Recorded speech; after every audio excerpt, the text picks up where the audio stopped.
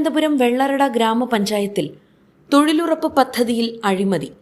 1 കോടിയോളം രൂപയുടെ ക്രമക്കേടാണ് കണ്ടെത്തിയത്. സംസ്ഥാന ഓഡിറ്റ് വകുപ്പ് നടത്തിയ പരിശോധനയിലാണ് തട്ടിപ്പ് പുറത്തുവന്നത്. ഓഡിറ്റ് റിപ്പോർട്ടിന്റെ പകർപ്പ് പുറത്തുവന്നു. മെറ്റീരിയൽ ഫണ്ട് ഉപയോഗിച്ച് നടന്ന നിർമ്മാണ പ്രവൃത്തികളിലാണ് തട്ടിപ്പ് നടത്തിയത്. സ്റ്റാമ്പ് ഡ്യൂട്ടിയിൽ സർക്കാരിന് കിട്ടേണ്ട 39,850 രൂപ നഷ്ടപ്പെടുത്തിയെന്ന് ഓഡിറ്റ് റിപ്പോർട്ടിൽ പറയുന്നു. ഉദ്യോഗസ്ഥർ പരിശോധനയിൽ വ്യക്തമായ മറുപടികൾ നൽകിയില്ല. എസ്റ്റിമേറ്റുകൾ പ്രകാരമുള്ള പണികളല്ല ചെയ്തതെന്നും കണ്ടെത്തൽ.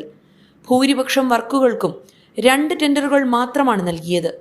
2021 മുതൽ 2024 വരെയുള്ള മെറ്റീരിയൽ വർക്കുകളാണ് ഓഡിറ്റ് വകുപ്പ് പരിശോധിച്ചത്.